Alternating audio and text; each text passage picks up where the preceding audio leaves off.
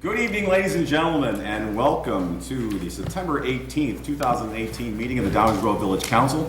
It is my privilege to call this meeting to order. If you haven't already done so, there are copies of our agenda on either side of the room on the conveniently placed shelves. Please pick up a copy and you can follow along with tonight's proceedings. There will be multiple opportunities for public comment, both with respect to all the things that are on tonight's agenda, again reflected on the conveniently placed agendas. But also there's a segment under item 5, which is reserved for public comments of a general nature with respect to things that are not on tonight's agenda.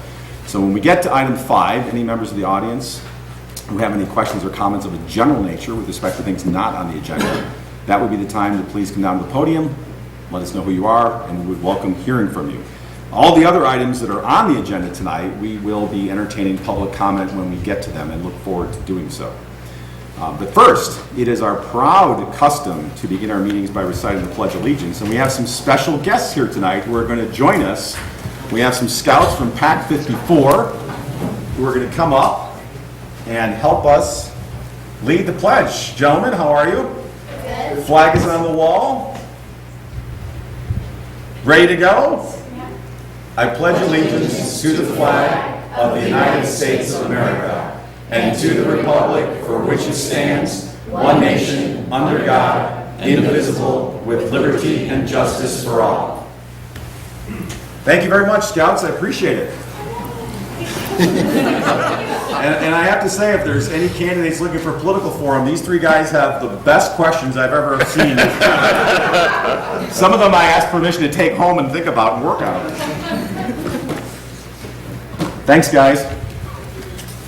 All right, with that, thank you very much for everyone joining us in the pledge. With that, I would like to ask our fine village clerk, April Holden, to please call the roll. Commissioner Wallace? Here. Commissioner Earl? Here. Commissioner Waldeck? Here. Commissioner White? Here. Commissioner Jose? Here. Commissioner Barnett? Mayor Tully? Here. Thank you very much. That brings us to item 3, which pertains to the minutes of our prior council meetings. We have one set of minutes to approve tonight. Those are minutes from our regular council meeting of September 11th, 2018. If there are no changes, comments, or corrections, may I please have a motion to approve? Martelli, I move that council approve the minutes as presented. Second. All in favor, say aye. Aye. Any opposed? Those minutes are approved. And that brings us to item 4. We have a special presentation tonight. We received quarterly presentations from the Economic Development Corporation of Downers Grove. And tonight we have the President, Vice President, and Secretary, and Assistant Secretary of the Downers Grove Economic Development Corporation, Michael Casa. It was close. Mayor Tully and Village Commissioners, Michael Casa. I am President and CEO of the Downers Grove Economic Development Corporation.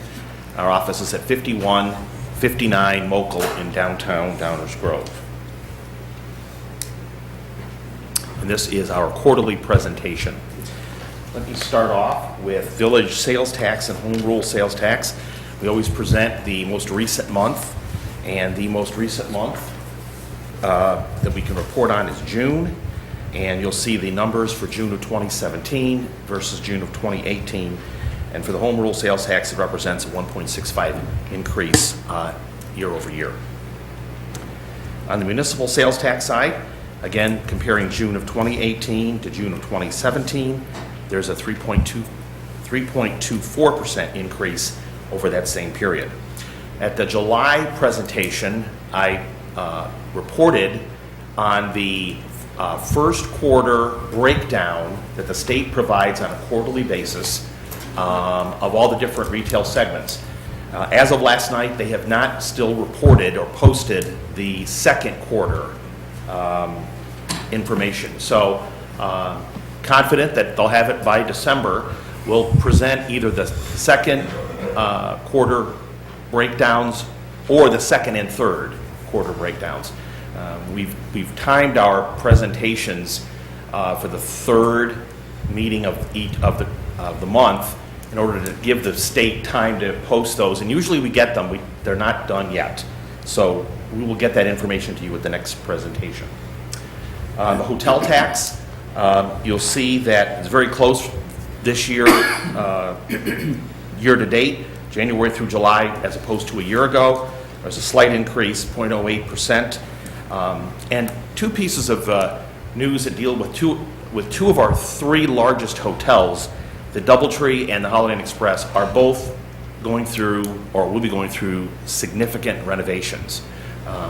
The DoubleTree has already begun their renovations. They completed those for their meeting rooms, including their ballroom, and they are now working on the lobby and the restaurant and bar area. And then once those are completed, they'll begin doing floor by floor all the room renovations. This will be a significant investment, many millions of dollars that the ownership is putting into that hotel. Now, during that process, when you shut down a floor, it does impact your ability to reserve those rooms. So there will be a little bit of a dip, probably in 2019, just for perhaps a month or 2 month period as they go through their renovation. It's something that's going to be, I think it's going to pay big dividends for them. Holiday Inn Express is going to submit plans 30, 60 days for a renovation of their property, new ownership, both interior and exterior. And again, when your competitors have renovated their properties, you have to do the same thing. So that's, I think, going to be long-term very good news. Let me go over some current projects, if I could. Hobby Lobby opened a few weeks ago their new 54,000 square foot store at Downers Grove Market. And Aldi is going to open in a few weeks. Those are the 2 new anchor stores in the Downers Grove Market, which is the shopping center located at the corner of Williams and Ogden in Downers. That center has other potential tenants that will locate there. There was, when you lose your anchor store or stores, that not only does that make it difficult to secure other tenants, but it puts real pressure on the existing tenants. So the tenants like Oberweis Dairy are very happy that there's going to be 2 anchor stores in that shopping center, which helps drive traffic.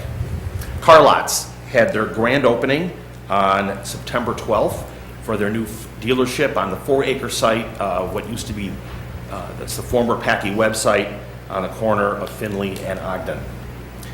Lincoln Automotive Group is open for business and selling certified pre-owned Lincolns from their dealership on Ogden Avenue, and they are completing the renovations, the work they're doing to change the facade. So we will anticipate that, and it's going to be quite a difference from what used to be there. Actually, before I get to the restaurants, I wanted to mention that Ziegler Automotive Group, which has 2 facilities in Downers Grove, has submitted plans. They're proposing to expand their Ogden and Cross location. If you're familiar with that site, there's a sort of an open grass area that their plans had been to one day utilize that property, which they're now going to do.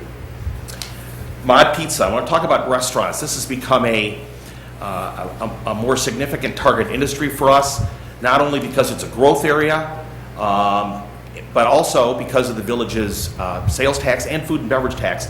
It's you get a nice return on your investment. So Mod Pizza opened at the corner of Ogden and Main in the Vequity Center on July 27th. City Barbecue had a grand opening on August 13th. Core Life Eatery is set to open on September 27th. And Panda Express has been open now for about 2 weeks. Those are the 4 restaurants in that center, which, by the way, is called Downers Grove Town Center. In the downtown, 3 new restaurants have opened since the last time I reported. Caden's Kitchen, in the former Lemon Tree site, is open and doing very well. Pierce Tavern had a series of soft openings in the past couple of weeks, and they are doing very well. A good friend of mine who owes me a beer is taking me there tomorrow, Thursday night, prior to the Grove Fest celebration.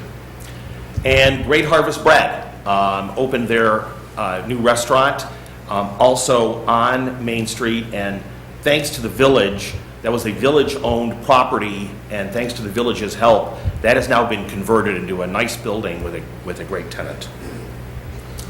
That burger joint, that is a restaurant that is owned by Oberweis Dairy, and their strategy is to open those next to every Oberweis Dairy that they can, and since the last time we met, they have opened at Downers Grove Market next to Oberweis Dairy. Grand Duke's is the American Lithuanian cuisine restaurant that's opening their second location here in Downers Grove at 980 75th Street in the former Bohemian Garden restaurant. They are doing a complete renovation of the interior and look forward to their opening.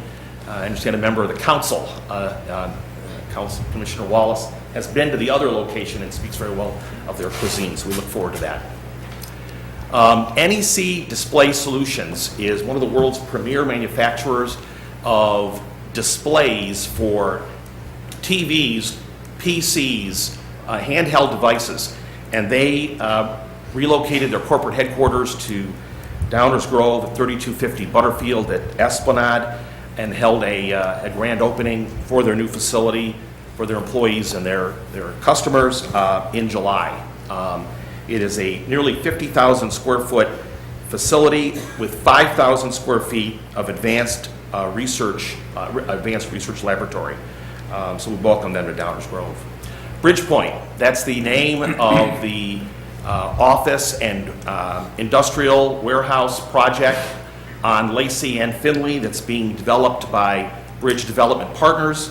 It's a 680,000 square feet project. We broke ground on June 22nd, and there was a very nice story in Northern Illinois Real Estate, and several other publications ran the story and printed a copy of the groundbreaking photo. They are now actively negotiating with tenants for that space, which they will complete in the spring of 2019. So that's when they can turn over the property, the building units to any tenants that have signed leases.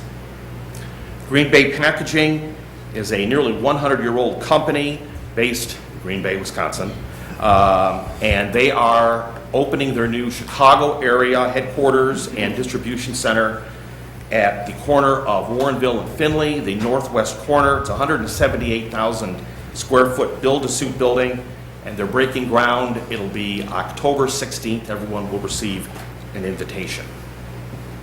And last of the projects I wanted to mention is the Rexnord, which is the project in Ellsworth that we competed for, and they're building a 250,000 square foot manufacturing facility and aerospace division headquarters. And Stan Popovich tells me early October they should be completing the move to move all their employees from the old building into the new one, where they then can begin the next phase, which is to demolish the old building and then build parking and then complete the project in the spring of 2019. I wanted to touch a little bit on, in my report, not only on some marketing things that we're doing, but more importantly, I'm not sure I've done this before, but who do we target when we do that marketing? So, for example, you've heard me talk about the International Council of Shopping Centers. It's the largest organization in the world for retailers, restaurants, commercial brokers, commercial developers. They typically have about 40,000 of these decision makers each year at their Recon convention. There's also a Chicago deal-making show, which we exhibit at. That's going to be October 17th. And Stan Popovich and I will be working our booth that we have there on the main day. It's a day and a half show. And this organization, for $100 a year, which is what I pay in dues, I literally have a database of every single decision maker in the retail, restaurant, commercial development area. It's really paid big dividends. So I want to share with you who the targets are when we're doing the marketing. And this is not only true for commercial, but true for industrial, office, downtown, medical, hospitality. First are corporate real estate managers, which is kind of a fancy way of saying these are the people who work in the real estate department of any company. So whether it's Target or whether it's General Motors or whoever it might be, there's somebody, more often than not, more than one person, who's in their real estate department. And those people have two responsibilities: managing their existing real estate portfolio. So if they have offices, they have plants, shopping center locations, there's somebody that manages, or several people that manage that real estate for them. And then there are the people that look at potential new sites. That's who I'm interested in. Every company that ever expands to a second or third or whatever location, they've got somebody in-house, and that's their responsibility. Now, in many cases, they actually don't do the work. They farm it out to a commercial broker, to a developer, to a site consultant. I want to talk about those. And sometimes it's a combination.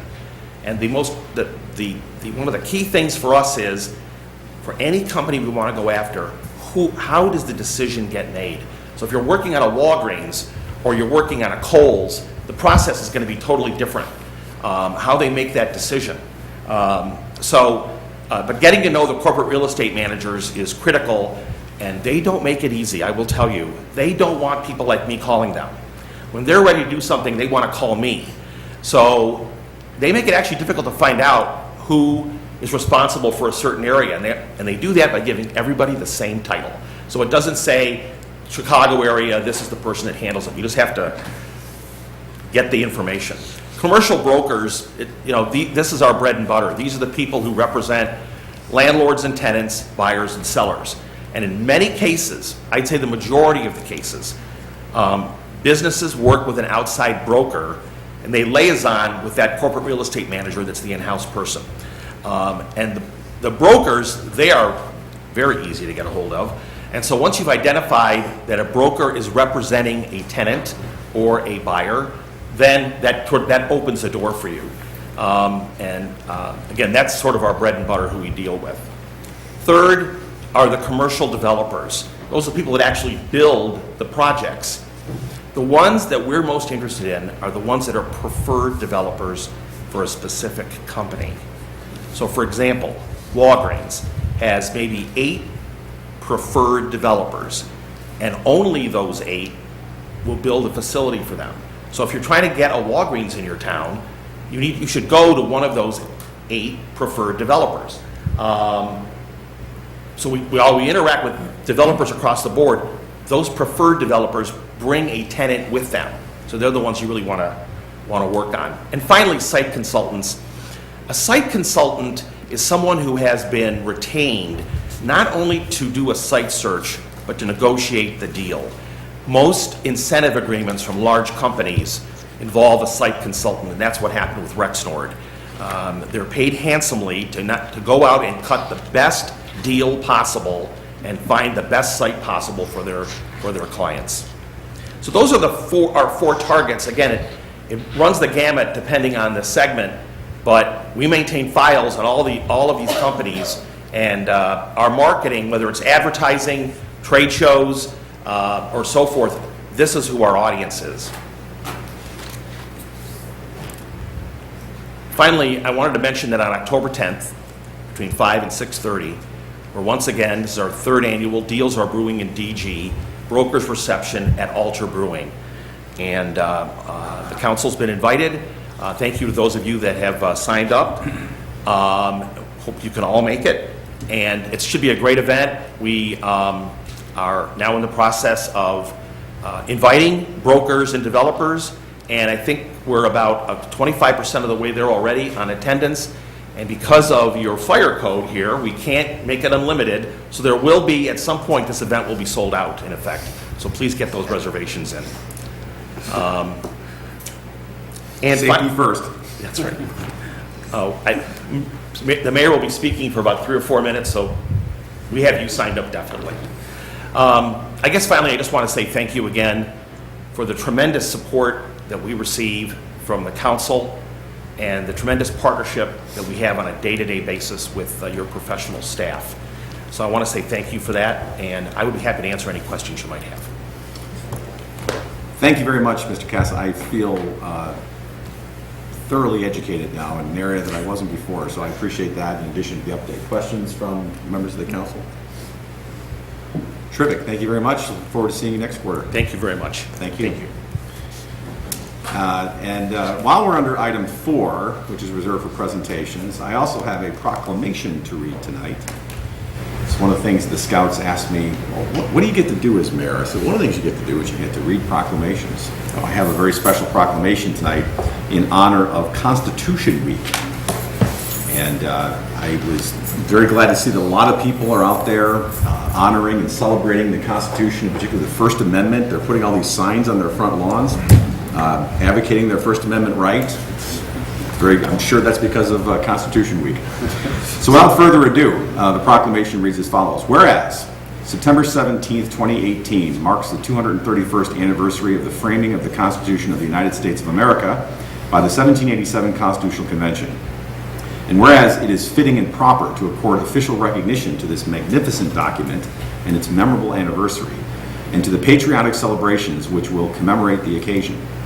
And whereas Public Law 915 guarantees the issuing of a proclamation each year by the President of the United States, designating September 17th through 23rd as Constitution Week. Now, therefore, I, Martin T. Tully, Mayor of the Village of Downers Grove, do hereby proclaim the week of September 17th through 23rd, 2018, to be Constitution Week in the Village of Downers Grove, and urge all our citizens to reaffirm the ideals of the framers of the Constitution, which they had in 1787, by vigilantly protecting the freedoms guaranteed to us through this guardian of our liberties. And here tonight to receive the proclamation is the 2017 Historian of the Year, Carol Wanschneider, who is representing the Downers Grove chapter of the Daughters of the American Revolution. Carol, if I can ask you to please come up.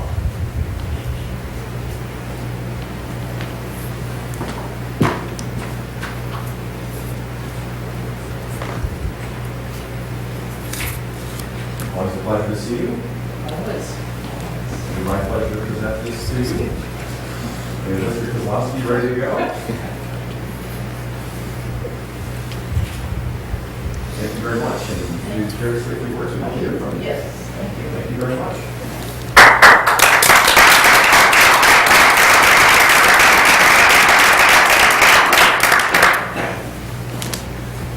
It's particularly fitting at this time to remind ourselves that this country is unique and we are blessed to be able to live in freedom under a democratic government. Excuse me. Our founding fathers worked for over 4 months to put together a document that has proven to be workable and durable. As a modern deliberative body, you might be interested to know that their rules of order for the Constitutional Convention were very simple and consisted primarily of the following statement.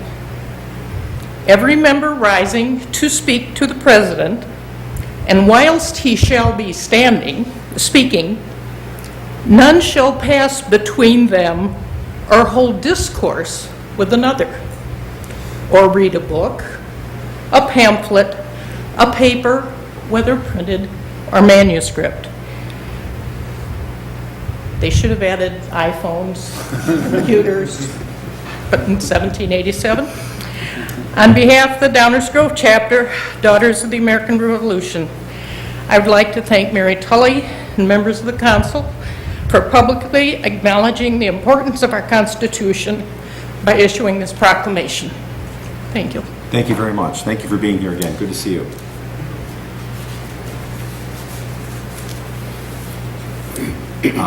4 months to frame the Constitution. How long did it take us to do downtown zoning? We're not done yet. And we're not done yet. Oh, well, maybe if we didn't have iPhones.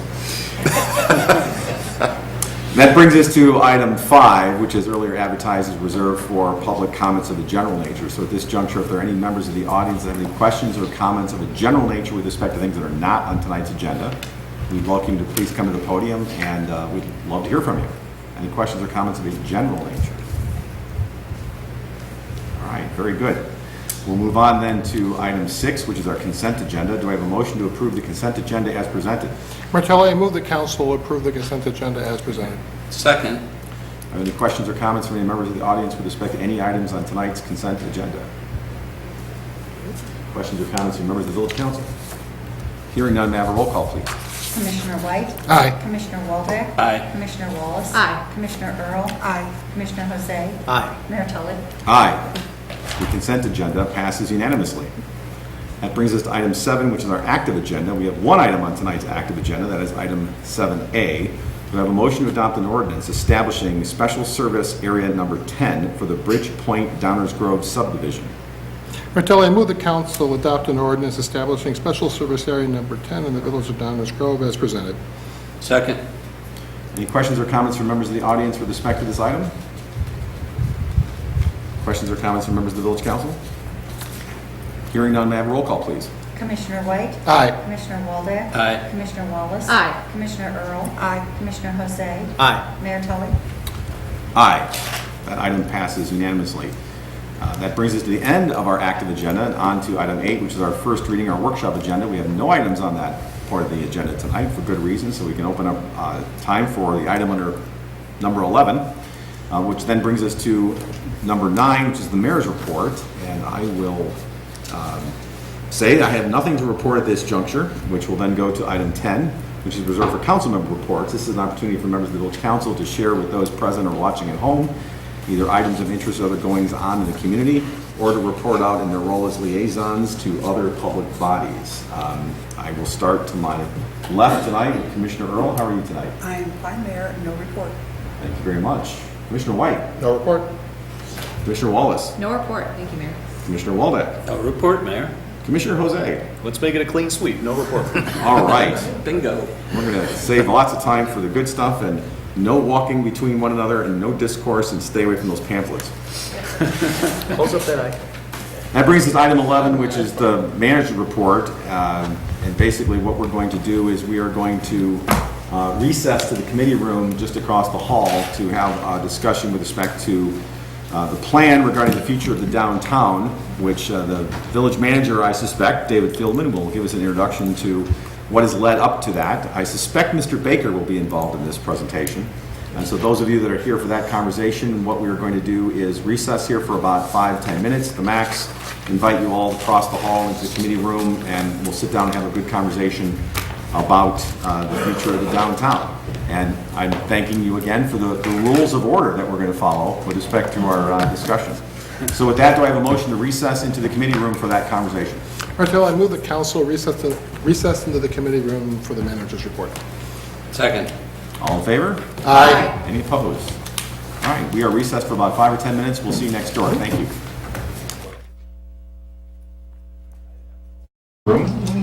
We'd like to meet here for a more focused discussion of issues because it provides a little bit more of an intimate environment, more of a roundtable conversation, yet we can still televise and record it for everyone who wants to see it who's not here.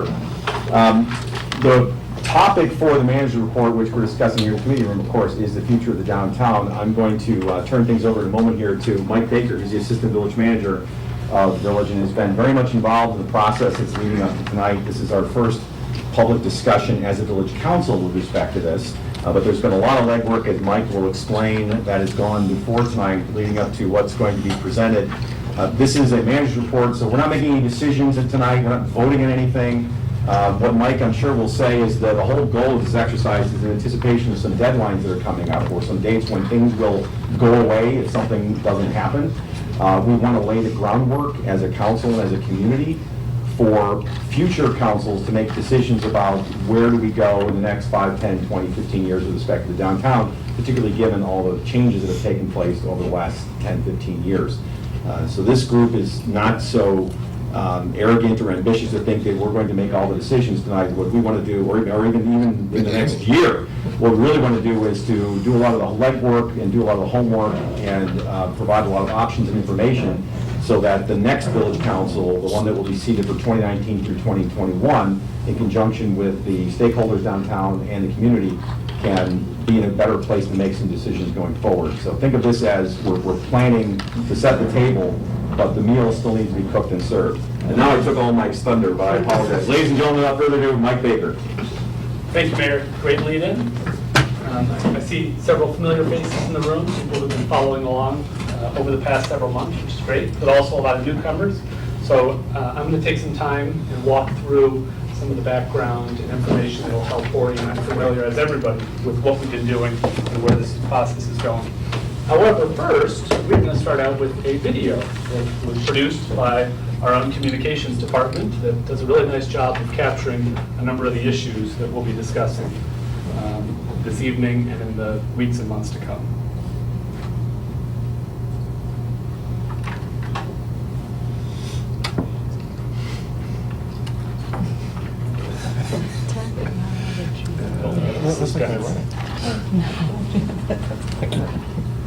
Work every other time we try. This is really an ad for high-speed internet. Well, Doug, shall we?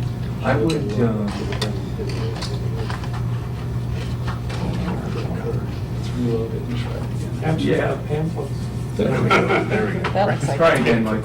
All right. That's okay. Let's give it a shot here. Since rising from the prairie 185 years ago, downtown Downers Grove has always been evolving. Like many suburban town centers in the 70s and 80s, changing patterns led people and money to other places.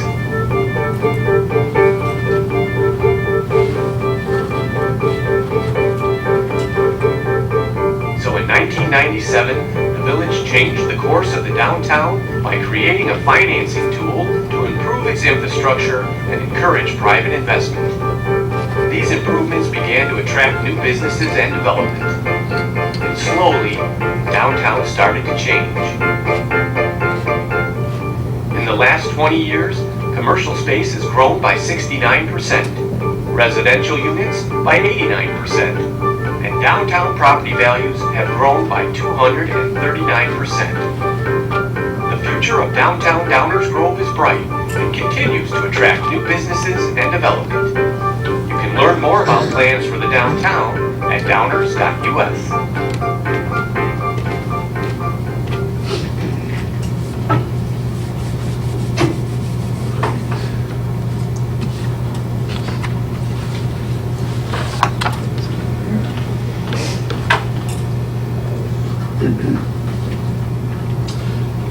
The video that we just watched highlights dramatic changes that have occurred in the downtown over the past 20 years. These changes have come about as a result of deliberate planning that occurred back in the 1990s. The reinvestment is also the product of partnerships between several organizations committed to the success of the downtown, along with financial tools that were put in place to support downtown revitalization. So planning, partnerships, financial tools. These essential factors were key to the redevelopment of downtown Downers Grove. In order to ensure continued downtown vitality, all three need to go through processes of reassessment and renewal, now over 20 years later. So we're here tonight to continue discussions that will lead to decisions on what those future plans, partnerships, and tools ultimately look like. Much like the village has used the long-range planning process to help guide budgetary decision-making, tonight's meeting is intended to maintain a focus at the 20,000-foot level, as shown in our flight analogy. The plan presented tonight, if supported by council, will be carried out and lead us to runway-level decision-making beginning in 2019. My presentation follows the outline on the whiteboard behind me. And I will also make reference to information contained in the slide deck report that was released on Friday. It's displayed here on the middle screen. And I will emphasize the recommended actions and strategies. They also appear in the slide deck, which lay out the roadmap by which this process will move forward. December of 2020, that marks the month and year when the two financial tools essential to the downtown's redevelopment will expire. One of them is the tax increment financing, or TIF district. The other is the special service area, or SSA. The TIF district has supported the village's public improvements and the facilitation of private redevelopment. Nearly all the revenue generated from the TIF is used to make debt service payments, which will be fully paid off in 2021. That's also the final year that TIF revenue is received. So in other words, the revenue source goes away at the same time that the debt obligation is completely paid off. The SSA is a property tax paid only by properties in the downtown. In 1997, the majority of property and business owners requested this tax to fund the Downtown Management Corporation. Downtown Management is a key partner organization that's responsible for business attraction and retention, events coordination, and serves as an advocate for business and property owners in the downtown. When the SSA expires in 2020, Downtown Management will be left without a primary funding source. In addition, there are many recommendations to enhance and improve the downtown area. They're described in our comprehensive plan, which was most recently updated in 2017. However, funding sources do not exist for many of the major recommended improvements that were identified in the comprehensive plan. And this really represents the heart of the issue. After the expiration of the TIF and the SSA, there will still be ongoing and additional expenses without the available resources in place to support them. In other words, we expect to have a gap. And this process that we're going through now will allow the village council to decide how large that gap is and then select the funding sources that help bridge that gap. The timeline that appears in the report identifies how this process is intended to unfold. It allows the village to work closely with the Downtown Management Corporation and its board. This board now includes resident property owners for the first time. The timeline also reflects the completion of a parking study update, which will provide useful information and guidance on how to proceed with future parking improvements. The results of these efforts will come to the village council that is seated in May of 2019, allowing for council action between 2019 and 2020. I'd now like to acknowledge the thoughtful discussions and input that was provided by an ad hoc committee that was convened by the Downtown Management Corporation and the village over the past several months. Its purpose was to engage in open dialogue involving the future of the downtown. Property owners, both residential and commercial, along with business owners and residents of the larger community who depend on the downtown, were part of this group. There were lively discussions and strong, passionate views expressed by members of the group that all have a vested interest in the continued success and vitality of the downtown. Meeting summaries are available online and can be accessed from the report. In responding to several key questions posed to the ad hoc committee, the group emphasized and affirmed three key concepts. One, the importance of accessibility in and around the downtown, specifically parking, which can present challenges for shoppers, visitors, and commuters in an active downtown area along a busy commuter rail line. Number two, the importance of the functions performed by the Downtown Management Corporation, most notably business attraction and retention, which has contributed to near 0% vacancy rates, along with the business advocacy role that the organization plays. And number three, the importance of ensuring that residents within the downtown have an opportunity to provide input and be involved in discussions and decision-making as future plans are developed and acted upon. The efforts of this group provide a useful model showing how diverse perspectives can be brought together in an environment that promotes cooperation and understanding. And I want to thank all the participants, I see several of you here this evening, who attended these meetings, along with members of the public, for your time and your contributions. Let me now refer to the recommended actions and strategies, many of which have already been referenced in the presentation. Referring to the whiteboard there, number one, the village has a current and existing operating agreement with the Downtown Management Corporation, which identifies the roles and responsibilities of that organization. This item will involve work with the Downtown Management Corporation and its board to review and update the agreement. And of course, any changes would require council approval. Number two, an update to the 2011 parking study will provide key data and analysis along with trends and issues to support parking-related recommendations. It makes sense to complete this work to coincide with the occupancy and use of the large-scale developments currently nearing completion. Number 3, recommendations appearing in the comprehensive plan will need to be regularly revisited as plans for the downtown are developed and refined. Number 4, the village has invested tens of millions of dollars constructing a parking deck and reconstructing infrastructure that was well beyond its useful life. Ensuring that this infrastructure stays in maintainable condition is key, requiring ongoing maintenance efforts. While funding sources are in place to do this, key principles will need to be applied, such as future improvements that reduce the overall life cycle cost of the infrastructure systems. And finally, as the village defines what the funding gap will be and how to go about closing it, multiple funding sources should be considered. Extension of the SSA with possible changes to boundaries and the maximum rate should be one of many options that are considered. And the groups charged with paying the costs should be evaluated in terms of the benefits that they receive. The report includes preliminary financial information that begins to define that gap and provides funding source options for further consideration. And as we move into the next steps, they really include the following. First and foremost, we're seeking council support for the recommended actions and strategies.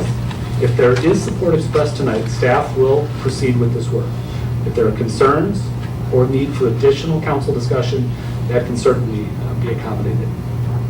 Number 2, once the Village Council approves the actions and strategies, village staff will work with Downtown Management Corporation and carry out a process that includes the preparation of a draft updated operating agreement. And also the schedule and approach for the parking study update will be developed, allowing the work to proceed in a timely manner that coincides with new building occupancy. And as we go through this process, one other key point that I want to emphasize, information will be shared with property owners, with business owners, residents at large, all interested stakeholders who want to follow along and see how this process is unfolding so that we can keep people informed and updated. And I want to thank those of you that are in the audience or maybe paying attention on TV tonight. This concludes my presentation. I'm happy to answer any questions regarding this process and the information presented this evening. Thank you, Mike. So just let everyone know, typically what we do is, this is treated as a workshop. So after staff's presentation, which Assistant Village Manager Mike Baker just gave, and thank you very much for that, we'll open it up for questions and comments from the Village Council, and then we'll pause. I'll open it up for questions or comments from the audience. We may come back. Again, we're not making any decisions or anything tonight. We're having a conversation which invariably will continue over some period of time. I think, Mike, that you kind of gave an idea what the time frame here is. We have started, which is great. We have some time, but obviously there are things that are going to happen in 2020, whether we like it or not. So we have to do something. And there's that old line from the Rush song, "Free will is even if you choose not to decide, you've still made a choice." So if we do nothing, we're still making a choice. And that's really what this is about, is rather than letting something just happen, we want to have had a conversation, have engaged the community, engaged the stakeholders in downtown. As I said earlier, set the table for the next Village Council, which will be seated in May of 2019, for actually pulling the trigger on making some decisions in conjunction with the community. I noted that this is deliberately at a 20,000-foot level, so if some of the things that are written over here on the right seem kind of vague, they're by design vague, because there are more directions of what to get to, not necessarily how to do it. And if I understood Mike correct, really what we're going to open up the conversation on tonight is that the path that we kind of want to go towards as this plane gets down to a lower altitude, such that in 2019, concrete decisions can be made about the how that will implement the what in time for the deadlines that are going to occur, whether we like it or not, in 2020. So with that, what I will do is open it up to my colleagues in the Village Council for any questions or comments. Obviously, a lot of work has been done already. The council's been kept apprised as to how this has been progressing, so folks have some familiarity here already with where we're at. And then I'll open it up for questions and comments from everyone here, and we're really glad that you're here, because obviously this whole process can't happen without input from the village, from businesses, from property owners, from residents. and from residents who don't live downtown but utilize the downtown and support it and view it, as many do in our community, as both the geographic and emotional and political heart of the downtown, and something that obviously is an authentic downtown, having been around for a long, long time, and something that we're very proud of, and other communities try to create, and here we're blessed with having it. So with that, I'll open up to the Village Council. Commissioner Jose. Thank you, Mayor. This is a little off topic, but you touched on the expiration of the TIF, and I'm wondering, do we expect the revenues that will come in over the next couple of years as the TIF ends to be sufficient to retire the bonds that you mentioned? Yes. Current projections show that TIF revenues will be sufficient to pay debt service obligations through 2021. Great. Nice to know if there's an even bigger hole. Or surplus. It's always a possibility as well. Which, by the way, wasn't an easy thing to do. That's all working out very well, but that wasn't always a sure thing, particularly during that time period called the Great Recession. So things turned out okay. Commissioner Wallach? Thank you, Mayor. First off, I want to thank the ad hoc committee, all the participants in that. I think they did a really good job assessing the situation. And having a new board, there's a lot of challenges there. They'll need to work together. Our downtown is a benefit to the entire community, entire Downers Grove. When people come here for, whether it's dining or shopping or whatever their plans are, the downtown gives a feel for what the community is like, especially the special events, the family-friendly things that go on, and it makes all of the village more desirable. And as Commissioner Jose and the mayor both brought up, this wasn't a done deal. Or early on, there was a lot of angst in putting all this together. I do give credit to a lot of people who ran numbers that actually opposed what the village staff had put together at the time. There were a lot of challenges, and those numbers could have been right. We could have been, in the whole of things. Through the years, we haven't worked very hard to make the situation come out the way it did. So there was a lot of investment there. So we got to realize that at the end of this, even though those funding sources go away, we still have a lot of work to do. We still have to invest, or we'll go back to being the downtown that we wanted to replace years ago. So, that's really the challenge, is kind of starting up and keeping that investment going. I'm sure our schools and park district and other taxing bodies that missed out on the increment will be happy to get their fair share back. You might say they invested, now they're taking some money off the table, which is their right and something that they look forward to. So it wasn't a done deal, and a lot of work went in from previous councils and our business community, our new residents and the like. So it seems like we have the foundation. The way our presentation goes, it looks like we have a good foundation to continue the discussion and prepare for the inevitable ending of the funding sources. But we do have to keep investing in our downtown. Thank you. Thank you, Commissioner. Other thoughts or comments from members of the council? Commissioner White. It's a very thorough report. It's, I think, very, very well done. It really captures the foundation that we'll have to look at going forward. I totally agree with the timeline. I'm comfortable that all of the major issues have been captured. There's a lot of pros and cons to lots of different positions, and we're well ahead of the game. Well, not too, but we're ahead of the game in terms of getting those questions answered. My only counsel would be that we get maximum consensus from all stakeholders before making any final decision. That's nothing we can do tonight. No. Thank you. Commissioner Wallace? I'll go, sure. I just wanted to say thank you to everyone that sat on this committee. Again, I agree, very thorough report. And having a committee and having residents have their input, I mean, that's important to me, because that's the whole reason why any of us are here, is to represent the community and what the community wants. So, I mean, downtown management, I mean, nearly 0% vacancy rate. I mean, these are things that we need to, I believe we need to keep around or figure out a way to keep around. Same thing with parking. Parking is such an issue. We all struggle. We all probably struggled this weekend when we had coffee with the council at the train station and we could not find a spot to park, or maybe it was just me. So, I mean, we have these very similar issues that everybody else has. So I think up front, this is a really great plan. I agree. I hope all stakeholders can kind of work together. But I'm also curious to see what the residents that are here tonight have to say as well. Thank you, Mayor. Thank you, Commissioner. Commissioner Earl? I guess I'm up. You know, coffee with the council in the years I've been going, and first as a resident and then on the other side as a council member, there weren't always compliments, and now we get as many compliments on the downtown as we get complaints, or maybe more so than we get complaints, and that never used to happen.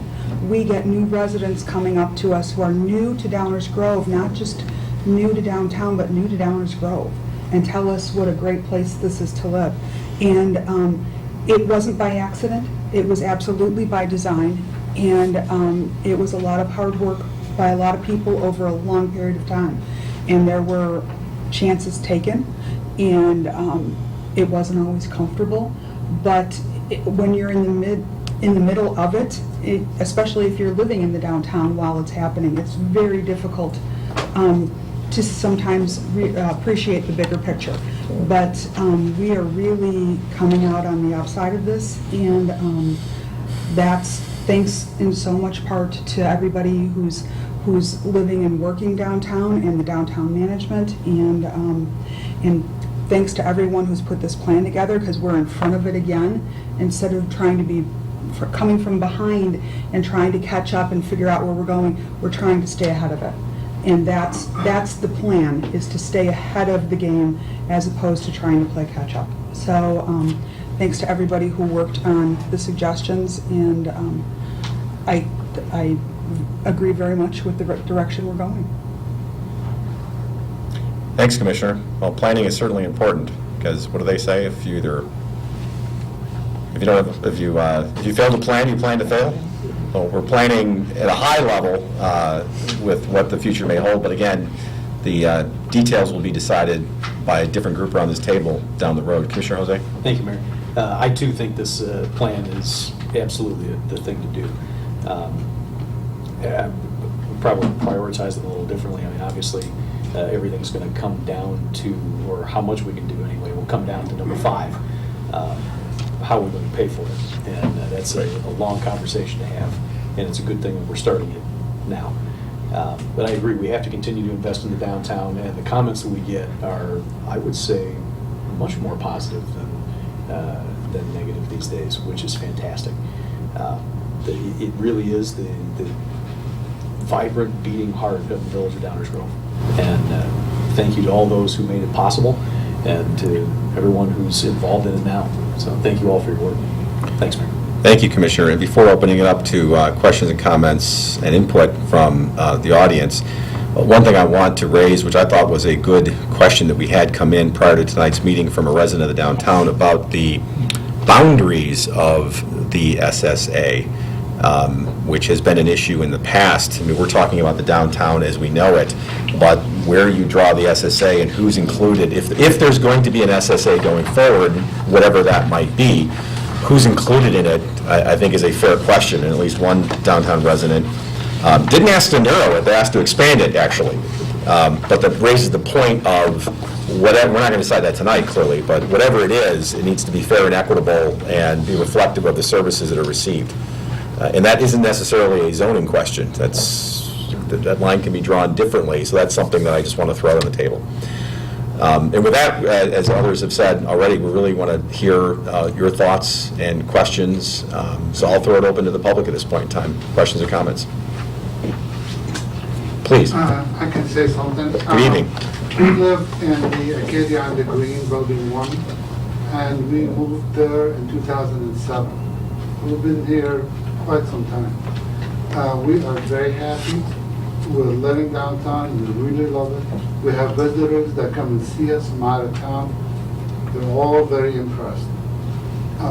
The only thing we're not too happy with was the SSA this year. Our taxes went up 19% in 1 year. And that was kind of shocking to us and to everybody else. With the expiration of the SSA, would that tax go away then? Two questions there. Well, one, if the SSA expires, then yes, it would go away. But I would be curious as to why yours went up 19% if it was just the SSA. We all went All up. right, well. And that was kind of shocking, because even we're snowbirds. We live part of the time in Florida. And our place in Florida is worth twice the amount of money that our place here in Downers Grove.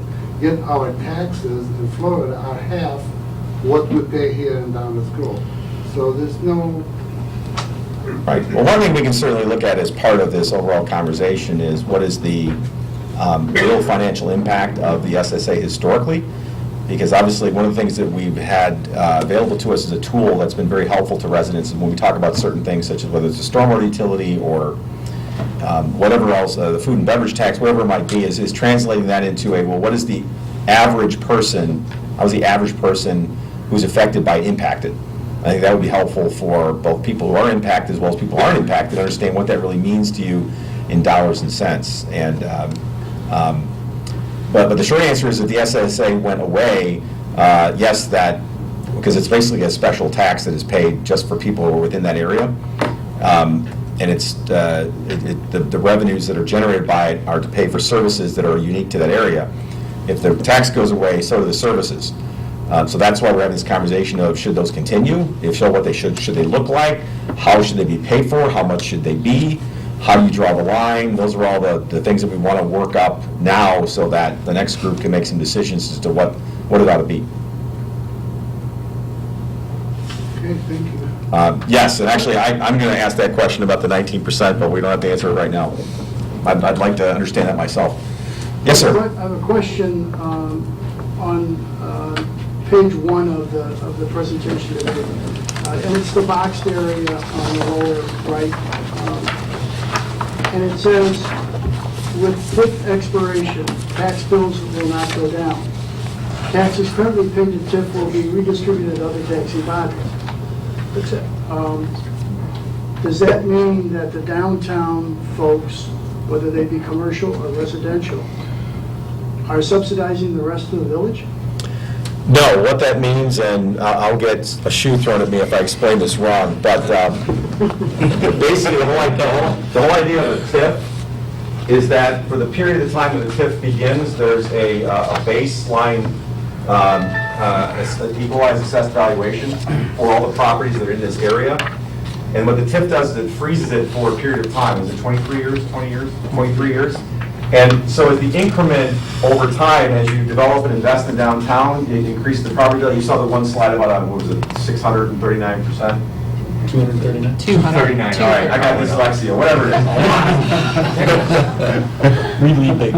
So if you start here, and this is the beginning, and then this is year 23, you've got this increment here. So really what you're talking about is this increment, and that's the increase from the base when it was started 23 years ago to what it is when it ends. And this is the increase in the property values.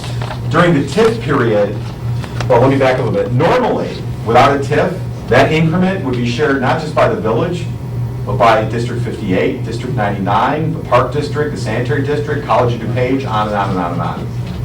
So it would ordinarily be subsidizing the rest of all these taxing units because they all get a piece of that pie. What the TIF does is it freezes all this and it delivers it to basically the TIF district. And in this case, as Mike pointed out, it's been used to pay off debt that was taken out a long time ago. When you saw those pictures of the downtown was all ripped up. The whole downtown was ripped up because it had ancient infrastructure. I think somebody even found a clay tile down there, stand 18-something. That was a very expensive project to do that. And a bond was taken out to pay for that construction, but then that meant there was a debt cost, just like a mortgage. So this increment has been taken over time, and it's been used primarily to pay off that debt cost. When the TIF expires, now this increment will go back to what it used to have been, what it would have otherwise been used for, which was for all the taxing bodies. So when your question about it being redistributed, what it means is that for the last 23 years, the schools haven't been getting that increment. They've just been getting the base. So once it expires, they'll get the whole thing again, because it won't be redirected to pay off the debt, because the debt will be gone. And where are those funds coming from, Mr. Mayor? Property Pay off the taxes. tip. Property taxes. Oh, to pay Property off. taxes downtown or property taxes in the village? In the TIF area. Property taxes in the TIF. So it's in the defined area that is the tax increment finance directive. So the redevelopment downtown raises the property value, and the additional value is used to pay off the debt. So it's supposed to be a wash, which Mike Baker has told us should be. No, it is. You don't pay a penny more or less being in a TIF. It's just where the money goes to. Right. Exactly. Right, so you don't pay, the SSA is where you pay more. The TIF, you don't pay any more than you would if you lived out here. Commissioner White is correct. All it is a mechanism by which the increment is captured and used for a specific purpose. And then once it expires, it goes back to everybody who would have gotten their cut. But in terms of what you pay, makes no difference whatsoever. The difference is the SSA. Mike, I think if you put up page 12 of your slide, of the slides on this, in 1997, the assessed value of all of downtown was about $16 million. And that $16 million was what the real estate taxes came from. In 2018, the assessed value in the TIF area is $65 million. So the value of the property within the TIF district's gone up 4 times. And whereas the value of all the property in the village went up about double. So downtown increased in value at twice the rate of the village overall. Well, we have more properties in downtown than we had 5 years ago, 10 years ago, right? A lot of I building. mean, right, so your tax base goes up, your taxes go up, just from that fact, not necessarily the value of the property. I mean, the baseline went up, right? But the TIF money was spent, a mortgage was taken in the 90s to replace water pipes, sewer pipes under Main Street that had to be replaced or the street would have collapsed, and build a parking deck. Yeah, I understand. And now those will be fully paid, that mortgage will be gone. Right? So if I could just jump in, we had a question earlier about what was the cause of the taxes going up between last year and this year. I pulled up some information on the DuPage County Assessor's website, and it looks like this particular tax bill from Acadia on the Green that I pulled up, the tax bill, the amount paid went up just over 17%. The Just? 17. Just over. That's 7%? Yeah, sorry, I should have said just over, I didn't mean to say just so, that's a big number. Just over Slightly more than 17. 17. Just over 17%, sorry. The property value, the assessed value went up on this property 19.9%. So the vast majority of the taxes paid increase were due to the assessed valuation established by the township assessor. That was what drove that. So I just wanted to clarify. Right, which is important to recognize that distinction, because we don't establish the assessed valuation. Here it would be the Downers Grove Township assessor does that. And I think in the last 5 years I've built my home, I've been assessed and then a special assessment, so I've been reassessed 3 times. And so I feel your pain on that. And so my tax bill has grown largely because of the increased assessment. They're telling me my house is worth amount where, frankly, if any of you wrote me the check, I'd walk out of it right now, leave everything in it. You can have it for that. I might even leave my kids in it. Just kidding. But what the village levies in terms of its tax may not have gone up at all. Now, the SSA is different, because that's an additional amount that people who are within the SSA do pay that other people don't. But in terms of the property tax that we levy, that's not necessarily the same, so there are a lot of different factors in there. Mayor Tully, since all the residents of Downers Grove benefit from the amenities that you provide for the downtown area, couldn't that SSA be distributed among all the residents of Downsville? Of course it could. That's a fair question. Is actually one of the questions that this whole conversation is prompting is, okay, we've had 20-some years of the SSA, and should that be paid for by an SSA just within the properties within the SSA? Or is that something that the entire community should pay for, in which case, why have an SSA? We just pay for it with everybody's taxes. But you probably also, but then the question is, should you have a downtown management corporation that does that attraction and retention of businesses in the downtown? There are special services like the snow plowing on the sidewalks, which nobody else gets in town. Should everybody pay for that? Should just the people who live down there pay for that? I'm just throwing out some examples, but that's exactly the conversation that we've been having and want to continue having is, what should it be? Because right now, there's some autonomy to the downtown through the Downtown Management Corporation, where it has its own board of directors and its own representation. Whereas if everybody in town is paying for that, there's no reason to have it. And we get rid of it. Because why? If everyone's paying for it, then that autonomy that downtown has had realistically should go away, because now everyone's paying for it. When you're paying a little bit, when you're paying some more than everybody else, you deserve some autonomy because you're doing something that everybody else is doing. And there's no right or wrong answer to that. This is what we're trying to decide as both a downtown, a village, and a community is what is the right way to treat this going forward. But the answer to your question is yes, that could be done.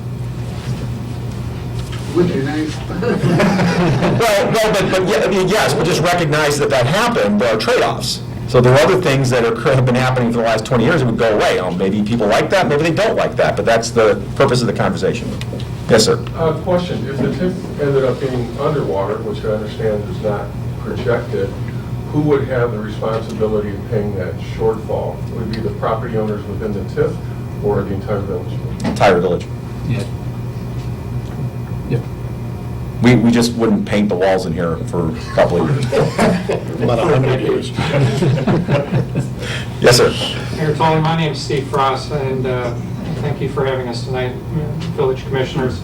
I think the process that you're going through is quite a wise one, and it's been put together very well, and we appreciate the transparency and the opportunity to participate in, and the importance of allowing all the stakeholders. Clearly, staff has done a great job of trying to put this together, and took a lot of time, and that shows. I'm a residential property owner in the same building. I'm at 945 Burlington. The SSA is about 20% of my tax bill. I have a condo that's less than 1,900 square feet, and I pay about $2,000. Just to the SSA. Just to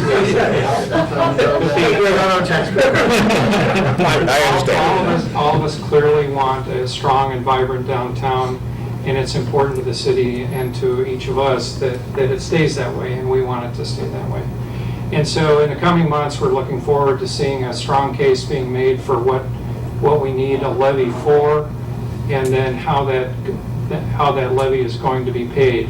And as you can see from this particular slide, for the SSA, the residential property owners are now paying a disproportionate share of the taxes from our perspective, and therefore, once we have an idea of how much money is going to be needed going forward, perhaps we need to recalibrate how that's going to be paid in among the various stakeholders.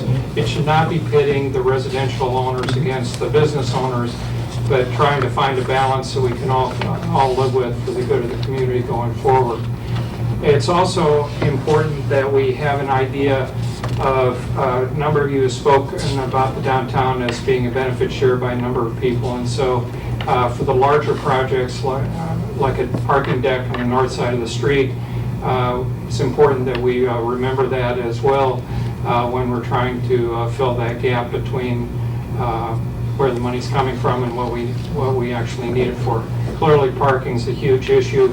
Mobility and assessment on the sidewalks is going to be an issue. There's an aspirational goal for cafes having public seating, and with the implementation of that, it can always be difficult because we're going to end up pushing strollers and kids towards busy streets if we're not careful, so we don't want that kind of thing to happen.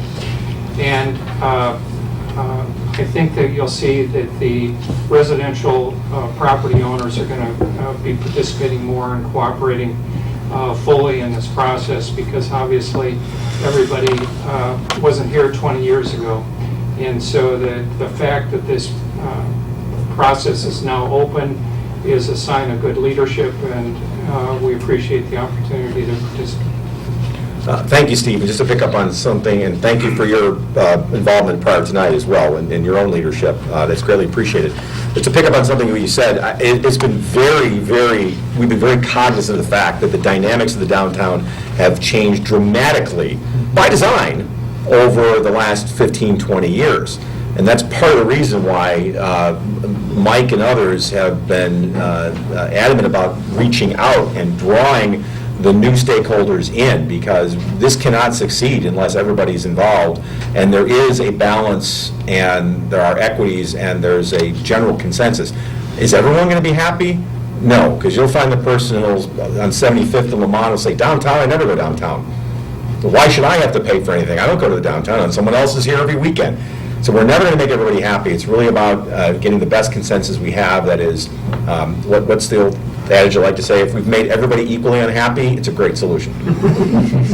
But thank you for your participation. This is great. This is exactly what we wanted, because you're absolutely right. It's completely different than it was 15 years ago. My name is Bob. Yes, sir. I'm in the same building. And certainly I think the idea of modifying the SSA, 1.5% when you see the property value increases, and that's a fixed percent. So that's a fairly large amount as our values go up on the tax. And so from that standpoint, I know especially with the increase in our valuations recently, as was discussed, that makes a big difference, that 1.5%. As you said, it's about 20% of our total tax bill. And so I think, I understand the benefits that accrue from it. So I think a large part of the discussion that I'll hopefully be taking part in, as well as the meetings go on, will be the idea of what amounts are needed and how do we distribute. Well, and that's exactly right. The key ought to be is, what do we want the downtown to be, look like, and amenities it has? What does that cost? And then once we all sort of arrive on what we think the scope is and what the cost is, then we can have a conversation about backing into how do you get there and how it ought to be allocated. But the first question is, what are we talking about doing? Because we can't start talking about how much to charge or hoops to pay for it if we don't have a consensus understanding of what is it we want to have. And that's, we know what the past has been, and we know where we're at today, but we need to not just look at today, we need to look at the next 10, 15, 20 years too, and try to plan for that. It certainly seems like with the new residential properties that are going to open shortly, that the value, there's much more property to be able to spread the cost across. So it would seem like the percentage could be lower. Sure. At the time, obviously, when this started, 1.5% was necessary. It would seem like that is no longer the case, and like I said, I look forward to see the financial projections. Absolutely. On what's necessary and how that is distributed. Right, and you're absolutely correct. And part of that is going to be, what is it we're trying to pay for? And then what's a fair allocation? And I have a question about that, not a question, but again, we have the Economic Board, we have the Chambers 360, we have the downtown management. How much overlap, or where do those groups, I realize downtown management is specifically downtown, but that includes the Chamber of Commerce people as well. So how much of that is separate? Fair question. I think, and I don't want to speak for Laura Crawford or the leadership of the Chamber of 630, but they're not as much focused on attraction and retention of businesses as they are service to their members. So it's more about generating opportunities for the membership through being part of Chamber 630 than it is, as you heard from Michael Cassett tonight, we want to get this kind of a business to locate in our town. They're not doing that, and that's not really their mission. The question between the downtown versus the village as a whole, fair question. I mean, that goes back to the is there a benefit to having somebody who is located downtown, who is uniquely focused on the downtown as opposed to the entire community, or not? Fair question. Interestingly, And remember, when it started in 1999, it was the pie on the left side. So the people that were benefiting from it were the people paying for it. But now over time, we've moved to the right side, which now needs to be recalibrated. And we still benefit, just perhaps not to the same extent as the commercial. Right, and the question is, what is the benefit? What's the right balance? What's the benefit? Because maybe it was promoting things that would drive people downtown to shop. Maybe it is or should morph into something else. Goes back to the question is, what is it we all want to do? I have a technical question about the SSA. Does Illinois law allow flexibility for the length of it, or is it a fixed time period? No, we have the flexibility. It could be extended without a date for expiration. It could be for a limited period of time. We definitely have flexibility. But the current one expires. Yes, the current one was designed to expire concurrent with the TIF. Okay, so you have a blank slate. Well, there are some procedural aspects of extending or implementing an SSA that we would want to be cognizant of, such that we wouldn't want to do anything unless we had this broad consensus that we're talking about. But the SSA is the second step. The first step is what do we want to do? Exactly. Yes. Exactly right. First step, what are you buying? The second is, are you paying with a debit card, cash, or credit? That's... Or your neighbor's money. Yes. So what's in the grocery bag is the first question. It's absolutely right. Is there, is this the right place for future facility to be included in this, or would that always be contemplated as a separate funding source? And I have a second question. And by facility, you mean, this building? oh, you mean a new police station in Village Hall? Maybe I can take this one. From the staff perspective, who've been, working on this over the village facility question over a couple of decades now, frankly. It's pretty clear to us that those are community-wide benefits, and we want to make sure that those costs and benefits align, so I think that would be a separate conversation from these topics. It's very integral to zoning-related and development-related questions that we're dealing with on another topic. But for this purposes, I think these two projects are separated for those reasons. Right, because that would be a community-wide supporting effort regardless of where it was located. Okay, and then my follow-up separate question is more of a philosophical one. Clearing the snow in front of Bob's and Bonnie's condo is certainly a benefit to them, but is it more a benefit to the people who are trying to get to Capri without slipping on the ice and They're getting from the parking lot to the train. right, or the people that commute? Is it more of a general benefit as opposed to, taking care of landscaping and lawn care and things like that at my home is my own benefit? I mean, it's helping my neighbors somewhat, but how do you philosophically calculate what is the value to these people versus the value to the overall community for something like snow removal, landscaping, things of that nature? Right, a lot of the aesthetic stuff. Sure.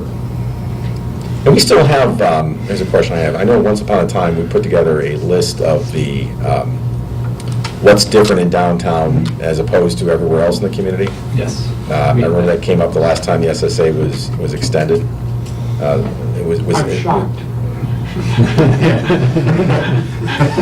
Well, and it was beneficial because I think there were a lot of things that people didn't realize. And they looked at, I didn't even realize that's how that got paid for. Not necessarily that everybody wanted to pay for it, but they now had at least a better understanding of what it was. So, but I just think if that hasn't already been updated, we should probably, I'm sure it has. We do One have of that the updated advantages of the information. process that we're going through and that you're leading us through is this information's all known. So this decisions are made with full information, and so nobody's playing hide the ball on that. Right, because there's no right or wrong answer here. It's what do we want to do? We just want to make sure that we're prepared to do it and not let it happen to us. And happen after everybody has a seat at the table. Right, we want to be proactive about this. So, yes, sir. I'm Bill Marshall. I'm at 930 Curtis, and been here 2 years now. And I know when I closed on the condo 2 years ago, I signed a little form about being in the SSA too. And I didn't make the first ad hoc meeting, but I went to the other ones. And when we walked into that first meeting I attended, everyone was thinking that this 1.5% cost us about $180 to $200 a year. That's what everybody's thinking was. So, thanks to Mike and the ad hoc committee, I think the residents really realize now, this is something between $1,800 and $2,200 every year.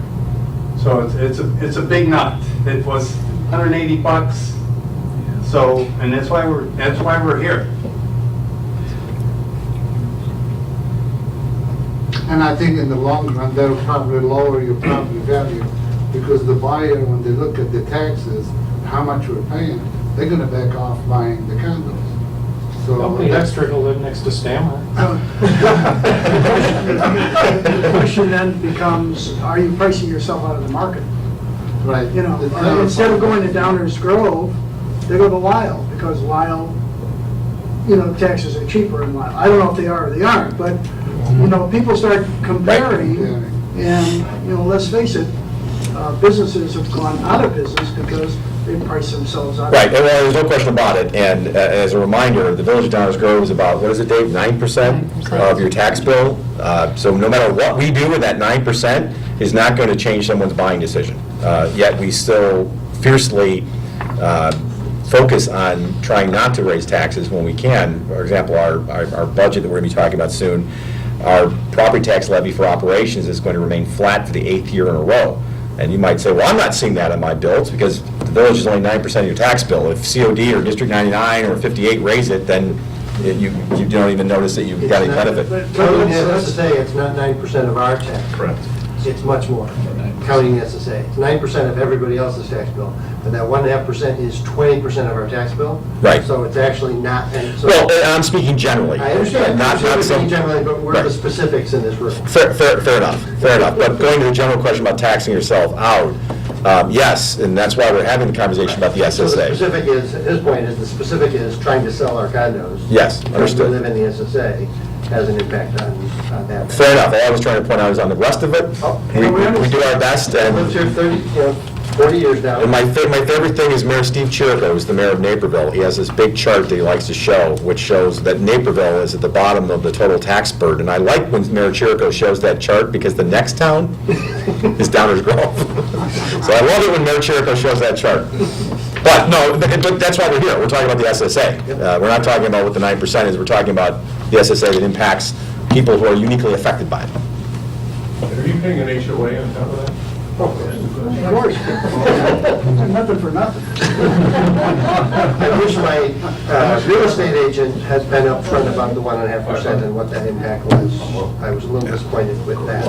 Yes, I had to sign the form, but it wasn't made clear during the process how much that would actually cost. I've heard that before. I honestly think that if, you know, 1.5%, and you're thinking, well, like $10,000 maybe, okay, so that's what it costs, okay? But you really don't read that form. And I tell you, if they would say it's 1.5% will equal about $2,000, then, you know, when you're closing, you're gonna go, what? Yeah. Exactly, you know, and so. Your tax is it 7%. could affect who's buying your house. Sure. If you want to stop. Sure. Or not buying your house. Right. Sure. So Yes, ma'am. So I have a question, just doing the math. We saw a small circle of how much revenue was coming in or what the taxable base was, and now it's much larger. So we're getting 1.5%, or they're collecting 1.5% of this larger, 239% more than when it started 20 years ago. What's all that extra money going towards?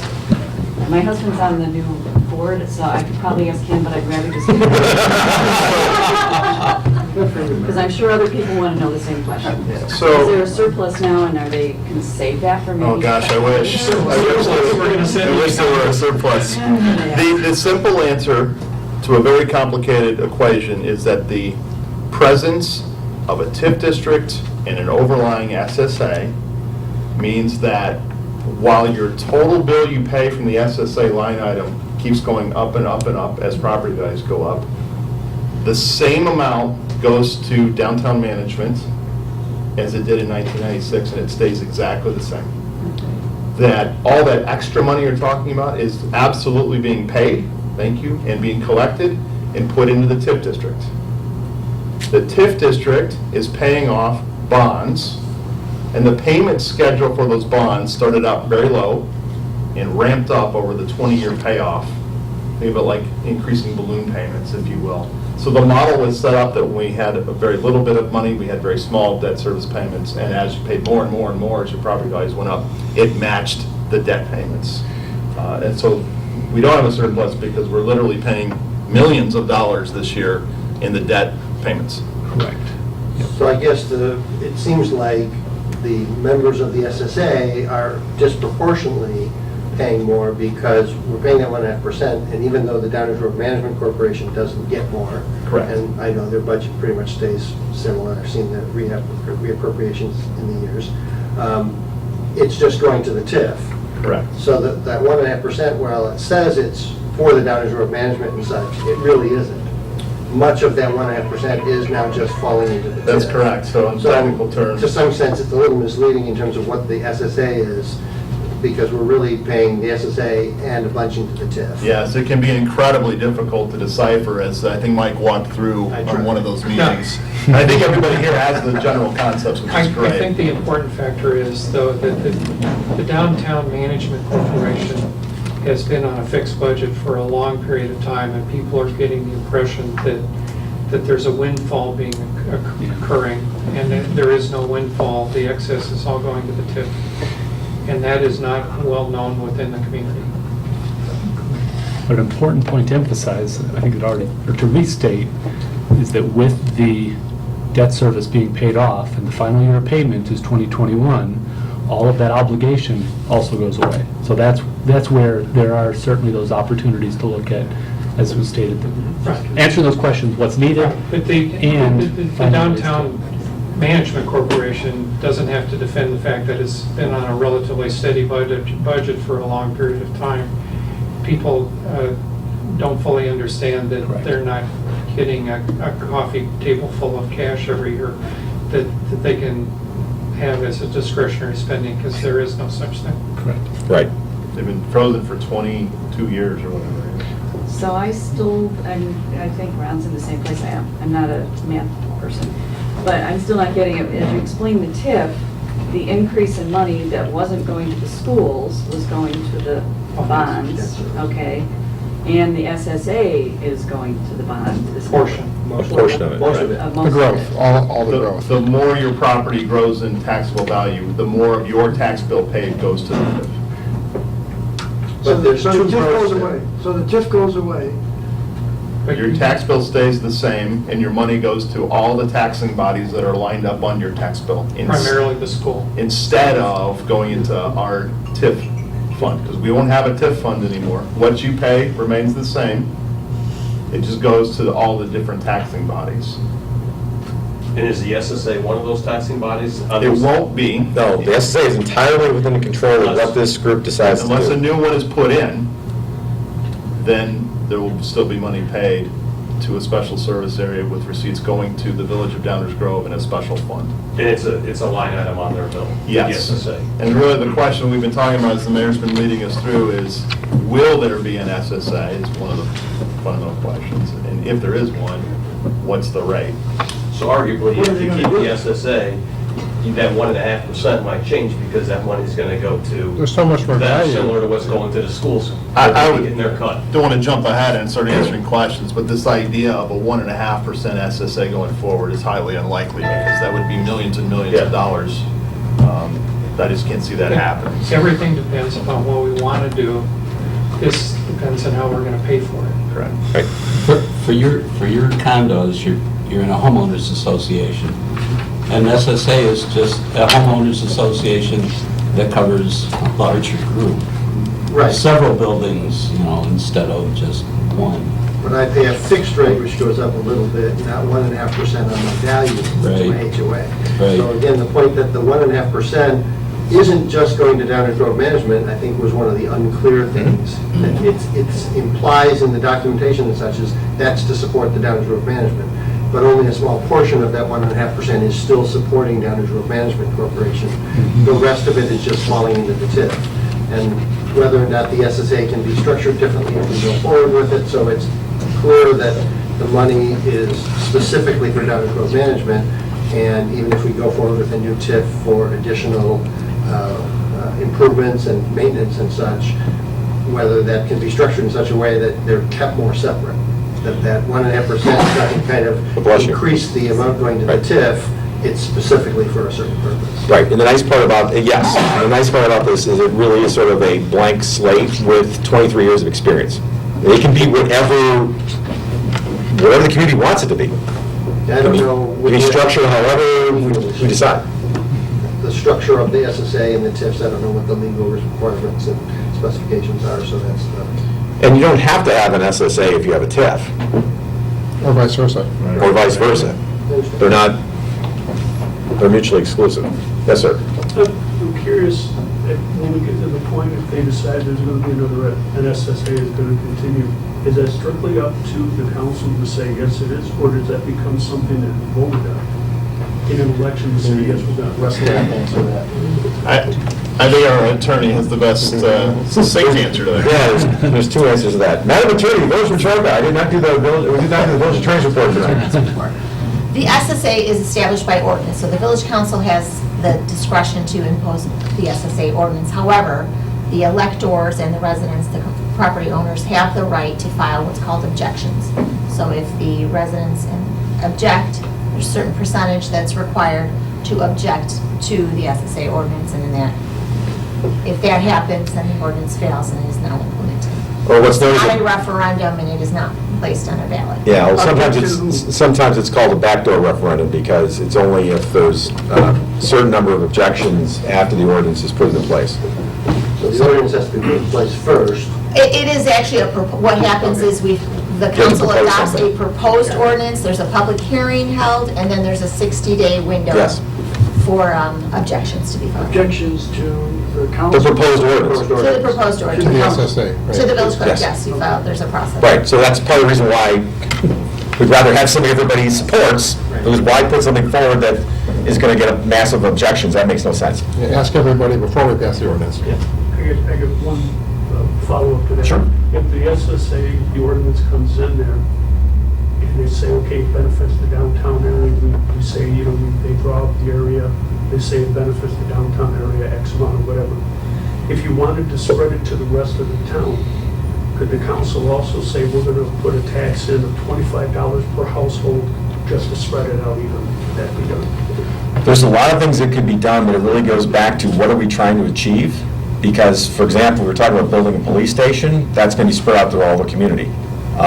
An SSA, almost by definition, is determining that there's some localized area that has some identified boundaries that are going to pay an additional amount for a prescribed reason.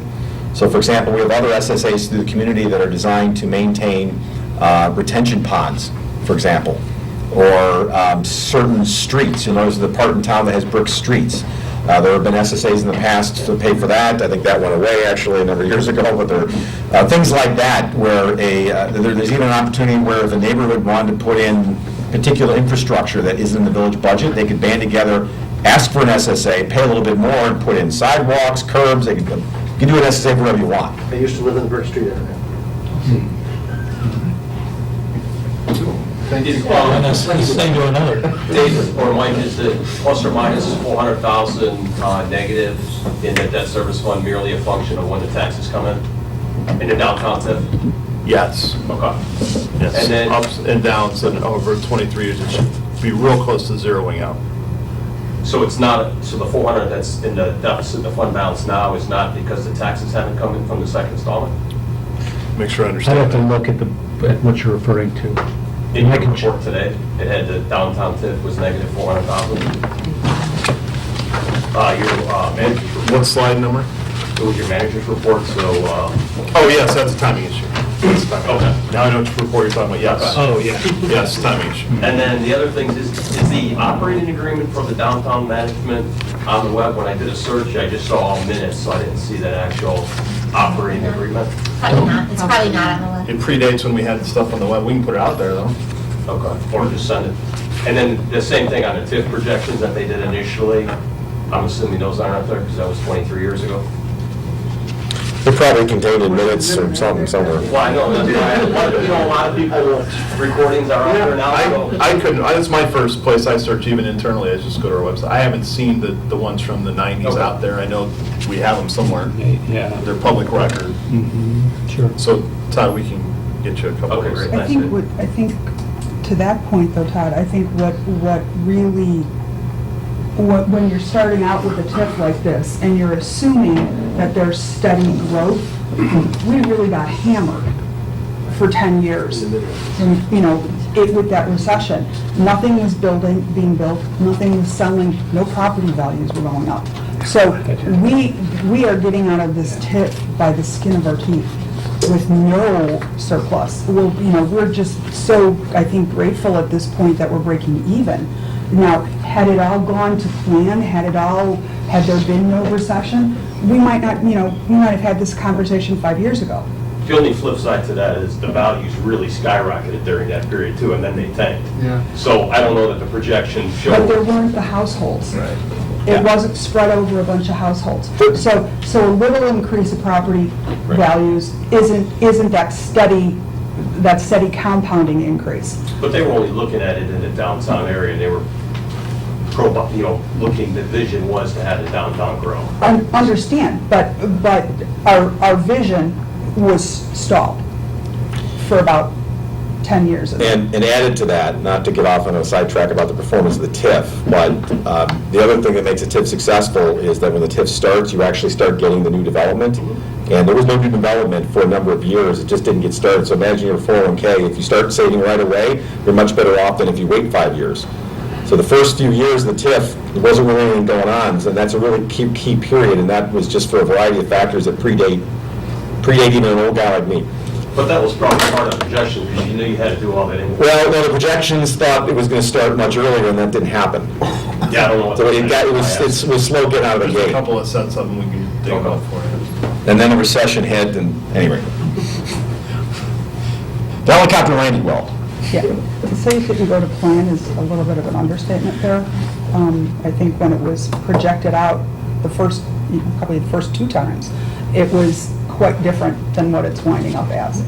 And it was just the fact that there was so much shoulder to the wheel at the end that 8-10 years ago, it was identified that this wasn't going to come out in our favor.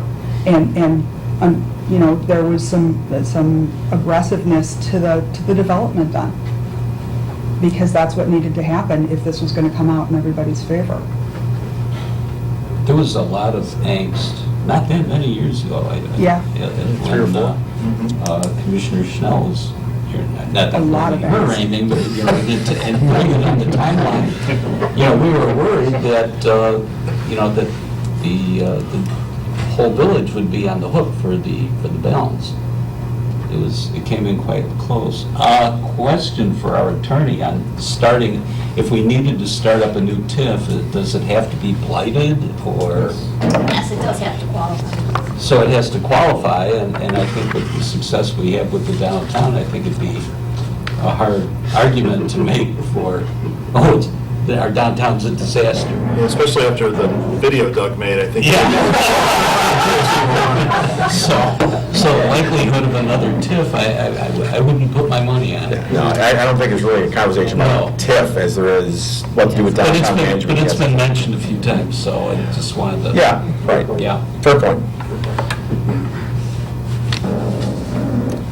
Other questions or comments from the audience?